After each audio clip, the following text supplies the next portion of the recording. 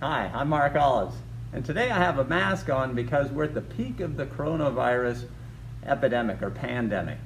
And it's April 15th, and I want to try and utilize this pandemic fear as a motivator to talk about things like diabetes that are truly elevating at a ridiculous rate, far greater than the coronavirus, and have the potential to cause even greater damage, but we can do something about that. So the fact is, the CDC says that 100 million people in the United States are either diabetic or pre-diabetic. That means a third of the United States is in this high-risk population. That's terrible. If we look at the total numbers of the coronavirus deaths, right now we're talking about 28,000. So since we're at the top of the bell curve and we're halfway through this thing, it looks like the coronavirus will end up killing about 56,000.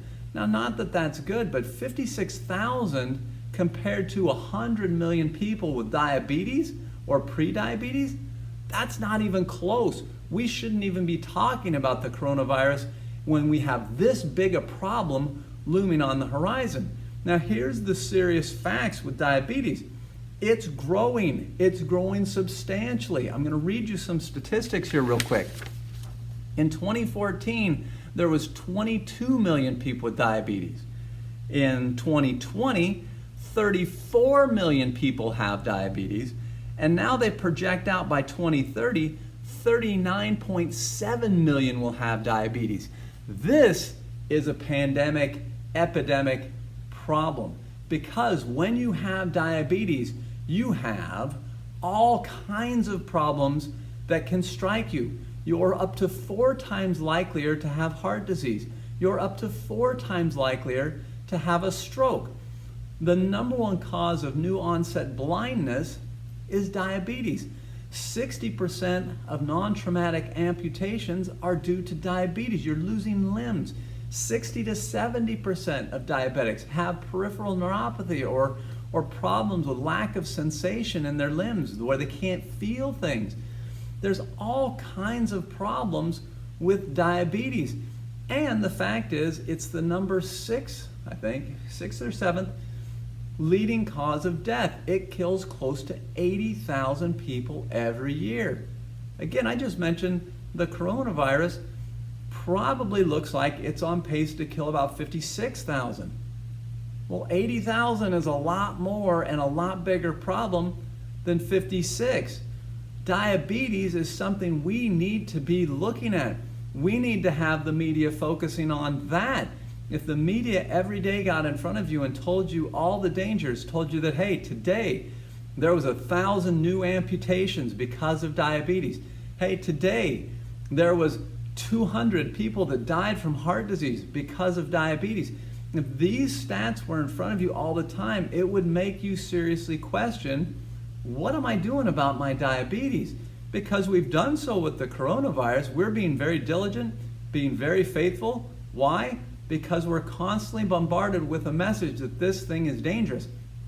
I'm here to tell you the coronavirus is not even close to a concern compared to diabetes, because diabetes is growing and is affecting a ton more people. Again, 100 billion people have prediabetes or diabetes.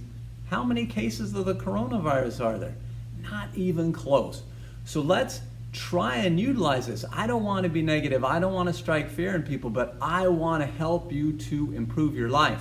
And the fact is, you don't have to be diabetic. If you have type 2 diabetes, if you have type 1, that is a different disorder, and that is very unfortunate, and you don't have any choice with that yet. Hopefully stem cells and some other things can help out. But with type 2, you can oftentimes either eliminate it or reverse it to get it under control, such that you don't have to worry about this at all. And all you got to do is make some small changes. You'll be amazed what regular exercise, and not crazy exercise, but like 3 hours a week of exercise, changing your diet. Again, you don't have to go crazy. You don't have to sit there and eat tofu and bean sprouts all day. I'm just talking about a regular healthy diet, trying to avoid fast foods, junk foods more often, and a little weight loss. If you can do just some simple things, don't worry about doing them all at once. Just try and slowly knock one down after the next. If you can do that, you can get out of that 100 million category and not have anything to worry about. So try and use the fear for positive. Try and use that to motivate you. Put it in perspective. The coronavirus, if you're worried, don't worry about that. If you're diabetic, worry about that. Try and make some change. Get yourself in healthier condition, and you'll be much better off in the long run. I hope this helps you out. Thanks.